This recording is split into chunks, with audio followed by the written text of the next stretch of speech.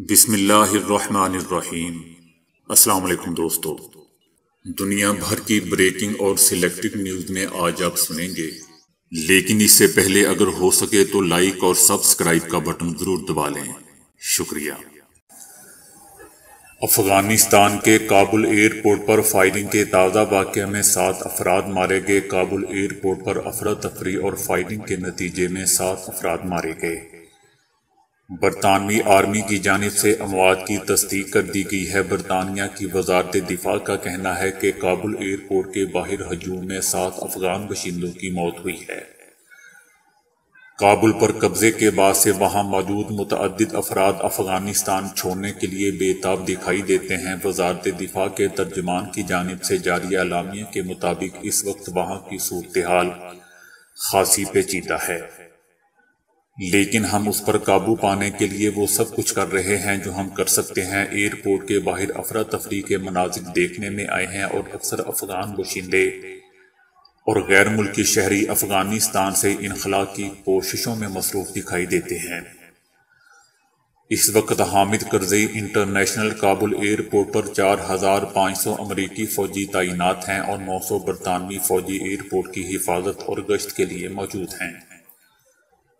طالبان کی جانب سے ایسے افغان شہریوں کو ایئرپورٹ میں داخل ہونے سے روکا جا رہا ہے جن کے پاس سفری دستاویزات موجود نہیں۔ دوسری طرف طالبان کا کہنا ہے کہ کابل ایئرپورٹ پر افراتفری کا ذمہ دار امریکہ ہے۔ امریکہ اپنی تمام طاقت اور سہولیات کے باوجود ایئرپورٹ پر صورتحال قابو کرنے میں ناکام رہا ہے۔ ان کا کہنا تھا کہ امریکہ ایک ایئرپورٹ کو نہیں سنبھال سکتا، پورے افغانستان کو کیسے سنبھالتا؟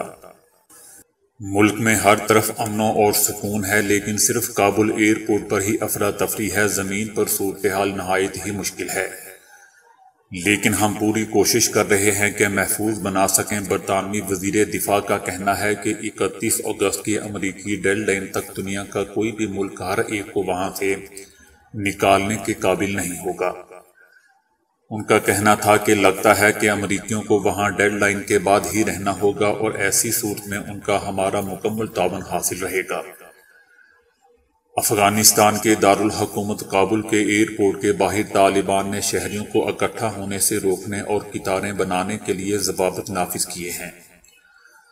صبح کابل ایئرپورٹ کے باہر لمبی قطاریں دیکھی گئی ہیں اور طالبان نے ہجوم کو گیٹ کے سامنے اکٹھا ہونے سے روکا ہے۔ ایک عینی شاہد کا کہنا ہے کہ صبح ایئرپورٹ کے باہر تشدد یا افراتفری کے مناظر نہیں نظر آئے، تاہم لوگ لمبی لمبی قطاروں میں ہوائی اڈے کے اندر داخل ہونے کے لیے کھڑے دکھائی دیے۔ گزشتہ اتوار سے لے کر اب تک کابل ایئرپورٹ پر کم از کم 12 اموات ہو چکی ہیں۔ بعض افراد کو گولیاں لگیں جبکہ کچھ دیگر بھگدڑ میں کچلے گئے۔ گزشتہ ایک ہفتے کے دوران ہزاروں افراد سخت گرمی میں ایئرپورٹ پر جمع ہوئے تاکہ افغانستان سے باہر جا سکیں۔ ہجوم کے جمع ہونے پر امریکہ اور دیگر ملکوں کے ہزاروں افراد پر مشتمل سفارتی عملے کو کابل سے نکالنے میں مشکلات پیش آئیں۔ ملالہ یوسفزئی نے کہا ہے کہ افغانستان میں خواتین پردے کا فیصلہ خود کر سکتی ہیں اور انہیں اس معاملے میں طالبان کے کسی لیکچر کی ضرورت نہیں۔ دوستو، میری سمجھ سے یہ بات باہر ہے کہ اس لڑکی یا عورت نے کبھی بھی کوئی بھی بیان کبھی کشمیری عوام یا وہاں کی خواتین کے بارے میں نہیں دیا، اور یہ بھی کبھی سمجھ نہیں آیا کہ کشمیر، افغانستان، پاکستان، فلسطین، روہنگیا میں ہزاروں نہیں بلکہ لاکھوں معصوم بچیوں، خواتین نے اس سے زیادہ بڑھ کر قربانیاں دیں۔ ان سب بہادر خواتین کو چھوڑ کر عالمی اور دوغلی برادری کو صرف یہی ملی نوبیل انعام کے لیے۔ افسوس نہیں ہوتا بلکہ رونا آتا ہے۔ بہرحال حالیہ انٹرویو میں ملالہ یوسفزئی کا کہنا تھا کہ افغان معاشرہ پہلے سے ہی اسلامی ہے اور وہاں ان سے پہلے کوئی بھی غیر اسلامی نظام رائج نہیں تھا۔ ملالہ یوسفزئی نے کہا کہ میں ان حالات سے گزر چکی ہوں جس سے اس وقت افغان خواتین گزر رہی ہیں۔ سوات میں بھی انہوں نے شریعت کا دعویٰ کیا تھا، مگر پھر دنیا نے دیکھا کہ انہوں نے لڑکیوں کے سکولز بند کر دیے اور لوگوں کو بازاروں میں کوڑے لگائے گئے۔ ان کا کہنا تھا کہ انہوں نے سوات میں 400 سکولوں کو بند کیا اور لوگوں کو ان کے گھروں سے اٹھا کر مار دیا گیا۔ میں اس وقت 11 سال کی تھی اور اپنے مستقبل کا خواب دیکھ رہی تھی، مگر ہم سے پڑھنے کا حق چھینا گیا اور سوات کے لوگوں کو علاقہ بدر کیا گیا۔ ملالہ یوسفزئی کا کہنا تھا کہ میں افغان خواتین کے حقوق کے لیے پریشان ہوں کہ کہیں ایسا نہ ہو کہ یہ لوگ دوبارہ وہ سب کریں جو انہوں نے اپنے پہلے دور حکومت میں کیا تھا۔ ملالہ یوسفزئی نے کہا کہ یہ کہتے ہیں کہ ہم سے غلطیاں ہوئیں تو میں حیران ہوں کہ یہ کتنی مزید غلطیاں کریں گے۔ یہ کہتے ہیں کہ وہ خواتین کو شریعت کے مطابق حقوق دیں گے، لہٰذا انہیں اس بات کی وضاحت کرنی چاہیے کہ وہ کون سے کام ہوں گے جن کی خواتین کو اجازت ہوگی اور جن کی نہیں ہوگی۔ یہ انتہائی ضروری ہے کہ اس معاملے میں خواتین کو بھی سنا جائے، کہیں ایسا نہ ہو کہ صرف چند مرد اپنے طور پر اس بات کا فیصلہ کر لیں کہ خواتین کو کون سے حقوق دینے ہیں اور کون سے نہیں۔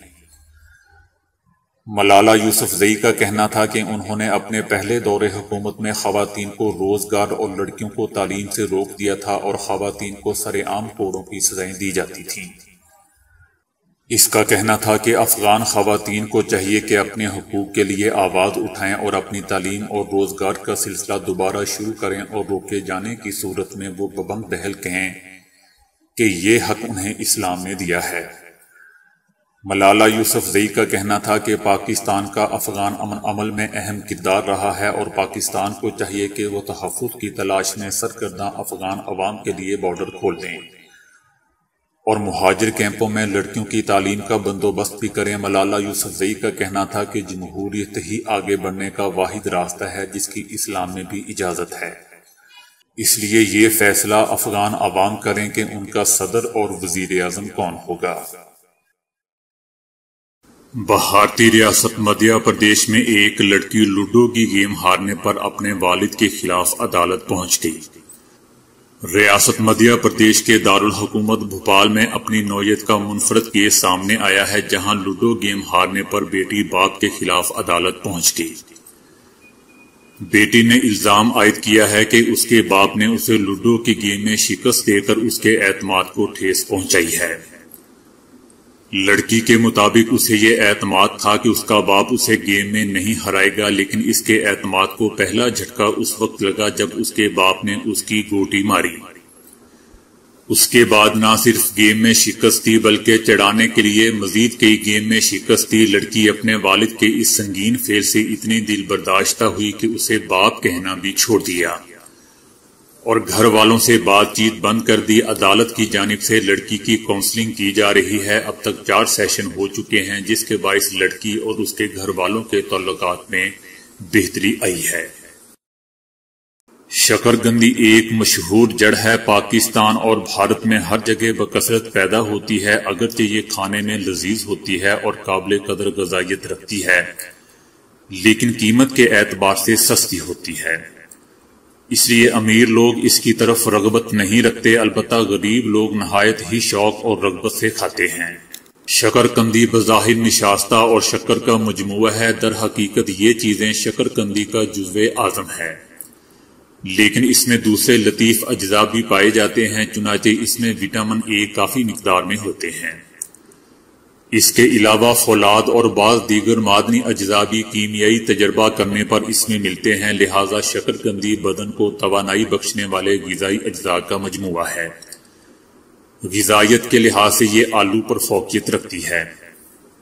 اگرچہ غریب لوگ خصوصاً دیہات کے رہنے والے اپنی غذائی کمی کو پورا کرنے کے لیے اسے شوق سے کھاتے ہیں، لیکن اگر اناج کی کمی کے زمانے میں شہروں کے لوگ بھی اسے کھائیں تو اس سے اناج کی کمی کے مسئلے کے حل میں مدد مل سکتی ہے۔ شکرقندی کو عموماً پانی میں ابال کر کھایا جاتا ہے۔ ابالتے وقت اس میں صرف اتنا پانی ڈالنا چاہیے جو اس کے گلنے کے لیے کافی ہو، ضرورت سے زیادہ پانی میں پکانے سے لذت کم ہو جاتی ہے۔ جب شکرقندی گل جائے تو برتن سے نکال لیں اور شکرقندی نیم گرم کو چھیل کر کھائیں، بالکل ٹھنڈا کر کے کھانا مناسب نہیں ہے۔ پانی میں ابالنے کے علاوہ شکرقندی کو بھون کر بھی کھاتے ہیں، جس کا طریقہ کار یہ ہے کہ شکرقندی کو نہایت گرم ریت میں یا گرم راکھ میں دبا دیا جائے۔